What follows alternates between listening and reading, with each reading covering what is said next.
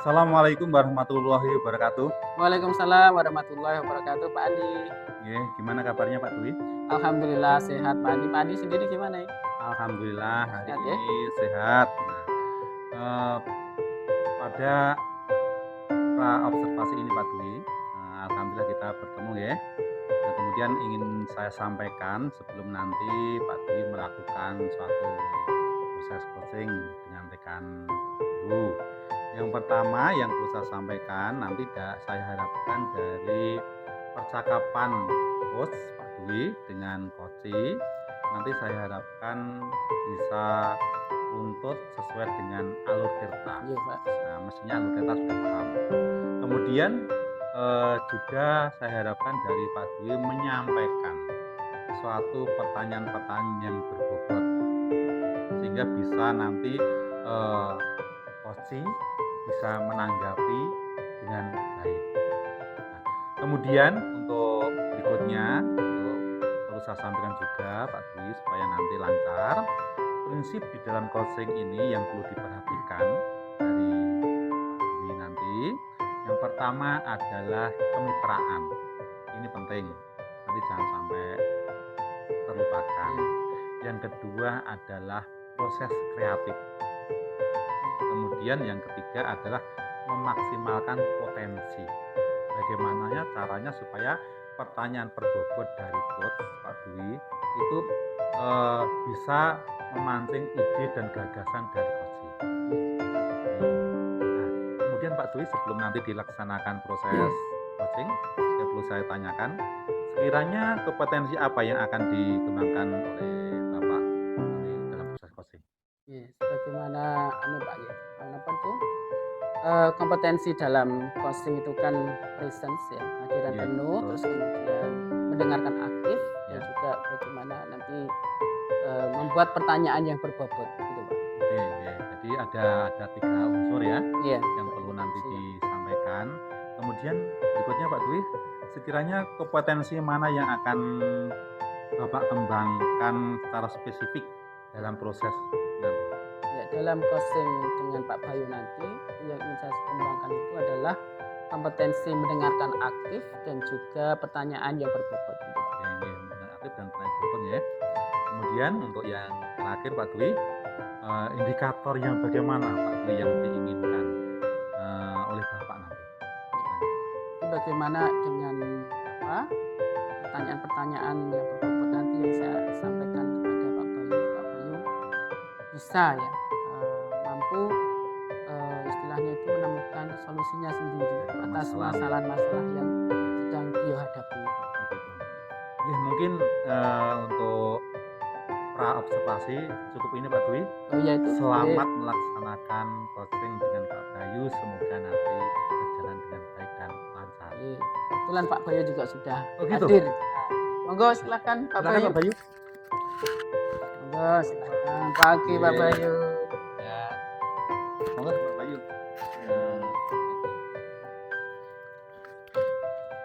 Monggo Pak Bayu, kira-kira ini apa yang mau disampaikan? Baik Pak Dwi, terima kasih, mohon maaf mengganggu waktunya hari ini. Ini pada intinya saya tuh pengen curhat Pak Dwi. Iya, silakan.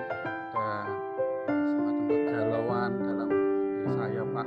Galau ya untuk Mas? nanti untuk pembelajaran PJOK saya itu loh Pak. Karena ya minimnya peralatan di sekolah saya ini banyak yang enggak ada. Iya. Jadi pada intinya Pak Bayu itu saat ini lagi galau gitu ya, mau ngajar tapi peralatannya terbatas gitu Pak ya. Oh gitu. Nah, dari percakapan kita nanti kira-kira apa yang ingin Pak Bayu dapatkan? Baik Pak Dwi, jadi intinya saya nanti pengennya dapat solusi. Bagaimana saya nanti bisa memenuhi, walaupun mungkin tidak bisa sampai yang benar-benar standar peralatan olahraga, tapi paling nggak bisa memenuhi ya bisa untuk pembelajaran untuk anak-anak lah, minimal layak gitulah Pak, dan anak-anak juga nantinya bisa melakukan pembelajaran PJOK dengan maksimal. Ya, jadi Pak Bayu tadi menyampaikan bahwa dengan keterbatasan peralatan yang ada, peralatan olahraga, tapi Pak Bayu itu juga ingin pembelajaran itu berjalan dengan maksimal kan kayak gitu ya. Sekarang coba Pak, saya tanya gitu ya, menurut Pak Bayu gitu ya, pembelajaran yang maksimal gitu ya, yang maksimal menurut Pak Bayu itu yang bagaimana ya? Baik, Pak. Pembelajaran yang Ya. maksimal. Jadi kalau menurut saya pembelajaran yang maksimal, terutama di ranah saya PJOK ya Pak, yaitu anak-anak itu aktif bergerak. Hmm, Karena memang PJOK itu kan berbeda dengan pembelajaran di kelas. ya. Anak-anak ya harus keterampilannya yang paling diutamakan, keterampilan Betul. dulu. Betul sekali. Nah, dan keterampilan itu kan akan dapat dilakukan manakala sarana dan prasarananya itu memadai. Nah, itu yang akan menunjang anak-anak dalam berlatih ataupun melakukan gerakan-gerakan di luar. Oke. Jadi menurut Pak Bayu itu pembelajaran yang maksimal gitu ya. Salah satunya itu adalah bagaimana anak itu bisa aktif ya untuk bergerak ya. Untuk bergerak apalagi pembelajaran olahraga yang itu di luar kelas dan membutuhkan alat-alat yang bisa menunjang pembelajaran tersebut. Gitu. Nah, kira-kira nih apa yang akan Pak Bayu lakukan gitu ya untuk mendapatkan ya tadi pembelajaran yang maksimal, artinya anak-anak itu bisa bergerak dengan ya dengan baik ya dengan keterbatasan yang ada. Kira-kira apa yang mau Pak Bayu lakukan? Baik Pak Dwi, jadi kalau yang saya lakukan selama ini ya Pak ya, itu ya sebisa mungkin memanfaatkan apa yang ada Pak. Memanfaatkan apa yang Ya, ada. jadi saya memodifikasi di bagian metode pembelajaran. Oh, Bagaimana betul. anggaplah satu bola itu bagaimana bisa dimaksimalkan untuk 20 anak di kelas saya. Hmm. Hanya saja itu kan problemnya yang namanya cuma bolanya satu, ya mungkin aktif Pak, tapi kadangkala juga problemnya adalah ada anak-anak yang mungkin dia cenderung kurang berani atau mungkin ya kalah power dengan anak-anak yang aktifnya luar biasa itu kan dia juga kurang maksimal nanti Pak. Kalau saya buat bergantian juga kelamaan ngantrinya nanti Pak. Hmm. Nah, jadi lebih banyak ngantri daripada olahraga. Nah ini saya sebenarnya ingin Pak membuat sebuah alat memodifikasi dengan barang-barang bekas atau apa. Tapi masalahnya ya Pak ya, saya ini dengan keterbatasan waktu Pak. Nah, jadi saya itu selain ngajar kan banyak tugas tambahan di luar ngajar. Itu saya kalau mau buat itu repot Pak. Waktunya yang nggak ada ini juga gimana gitu karena kan harus mencari bahannya dulu, kemudian nanti membuat alatnya. Nah, ini kalau saya sendirian buat itu waktunya nanti yang nggak ada. Jadi sulit juga kalau mau buat sendirian tanpa bantuan orang gitu. Kalau minta bantuan teman guru kelas, ya sama aja mereka juga punya kerepotannya sendiri. Saya juga sungkan Pak mau minta tolong. Itu sih Pak Dwi problemnya.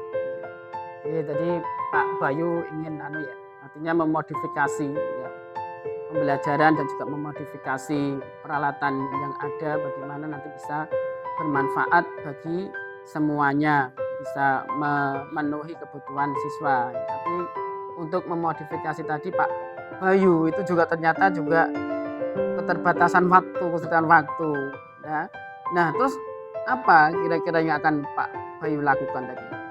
Jadi ketika mau memodifikasi sebenarnya sudah mau menemukan solusi untuk pembelajarannya, tapi waktunya juga terbatas. Nah, untuk menanggulangi ini, menyelesaikan ini itu Pak Bayu apa yang akan dilakukan? Nah ini Pak, saya juga ini yang bikin saya bingung ya ini Pak, gimana ya cara memaksimalkan waktu yang ada. Kalau mau minta bantuan teman juga Ya, punya jadwal sendiri, ya, punya kesibukan sendiri. juga terbatas.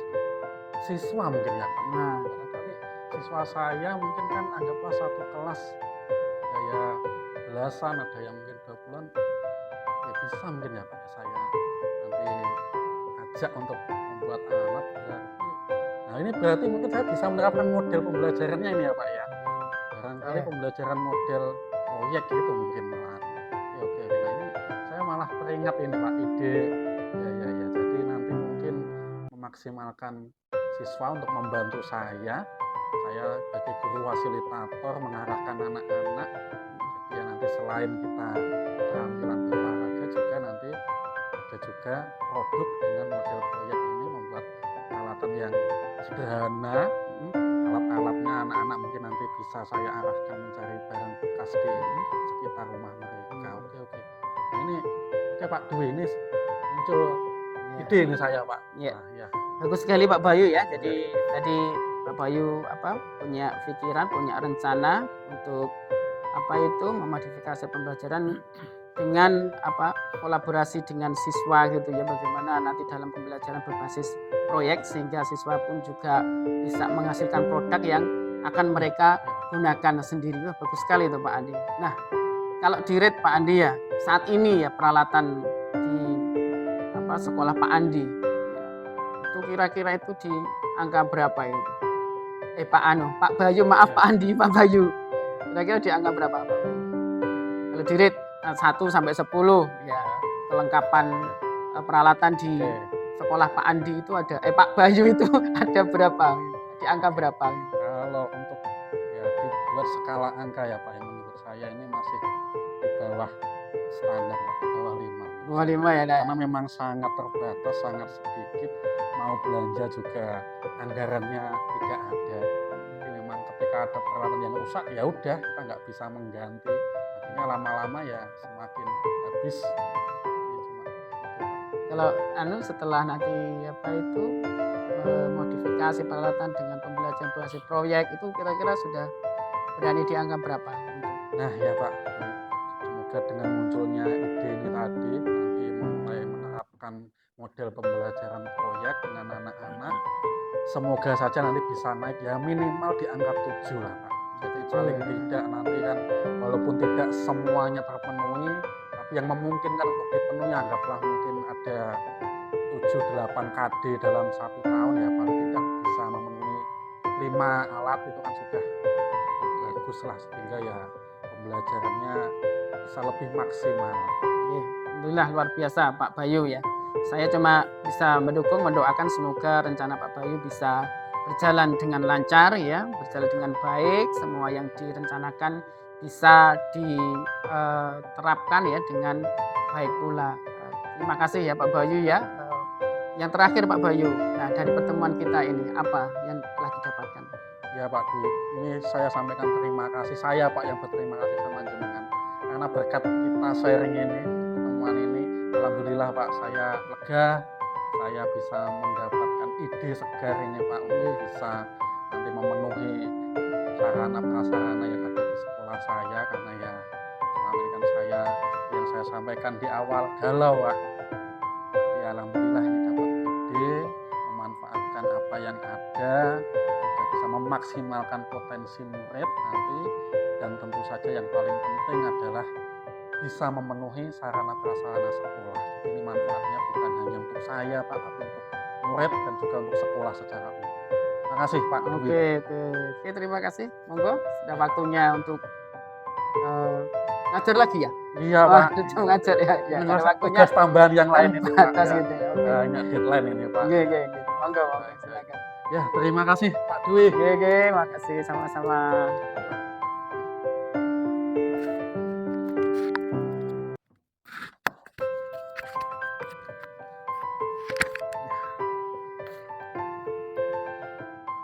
Terima kasih Pak Dwi sudah melaksanakan proses coaching dengan Pak Bayu. Saya lihat begitu berkesinambungan di dalam pembicaraan, juga berjalan dengan lancar dan sebagainya. Itu pada umumnya sudah berjalan dengan baik, mungkin sudah sesuai dengan yang diinginkan dari coaching. Nah, kemudian Pak Dwi, ada yang saya tanyakan, bagaimana perasaan Pak Dwi dan apa yang sudah dilakukan Pak Dwi saat melakukan coaching terkait dengan indikator pencapaian yang diinginkan tadi? Ya, alhamdulillah perasaan tentunya senang gitu ya Pak Andi ya, lega gitu ya, karena bisa menjadi tempat curhat bagi teman kita gitu ya, apalagi teman kita pun akhirnya juga bisa menemukan gitu ya solusi atas masalah yang beliau hadapi gitu Pak. Jadi Pak, sudah sudah sesuai dengan tujuan yang diharapkan Iya, Coach ya. betul, iya. Nah, oke.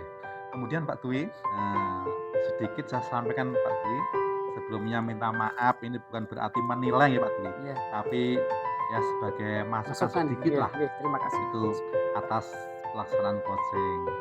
Di catatan saya Pak Dwi selama saya melakukan pengamatan coaching dengan Pak Bayu, yang pertama luar biasa untuk alur ceritanya, sudah mengalir bagus. Iya. Nih, tapi seperti pepatah, tidak ada gading yang tak retak. Betul, Pak Dwi. betul. Ini yang pertama yang saya sampaikan berarti untuk sekedar masukan, untuk mendengarkan dari apa yang disampaikan oleh coaching itu perlu ditingkatkan lebih lagi, Iya. apalagi dengan kalimat-kalimat dan permasalahan yang dipaparkan oleh coaching itu bisa ditangkap benang merahnya. Iya. Itu yang pertama. Iya. Kemudian sedikit lagi yang saya sampaikan Pak Dwi, dari mendengarkan aktif yang dilakukan oleh Pak Dwi, kalau nanti dilaksanakan secara lebih detail lagi, nanti tentunya Pak Dwi itu bisa untuk memberikan pertanyaan yang lebih berbobot lagi. Siap. Ini bertujuan untuk menggali ide-ide dari coaching, supaya nanti lebih bercerita tentang permasalahan sehingga solusi yang ditemukannya itu lebih detail dan pas. Nah, kemudian Pak Dwi, untuk pertanyaan yang terakhir Pak Dwi, kompetensi apa lagi yang ingin dikembangkan berdasarkan hasil melakukan coaching yang baru saja Pak Dwi lakukan dengan Pak Bayu? Tentunya yang saya harapkan ya, kompetensi yang ingin saya kembangkan gitu ya, itu bagaimana nanti saya itu ya dengan jadi menjadi pendengar yang baik gitu ya, dengan memberikan pertanyaan yang berbobot itu mampu gitu ya, istilahnya itu memancing solusi dari Kosi itu sendiri Pak. Jadi dengan pertanyaan-pertanyaan yang saya sampaikan itu Kosi itu akhirnya menemukan masalah ya, atau menemukan solusi atas masalah yang dihadapi, menemukan ide-ide baru ya untuk menyelesaikan permasalahannya itu Pak. Itu harapan untuk Kosi ya. Iya. Tadi saya amati sudah disampaikan hal semacam itu. Iya.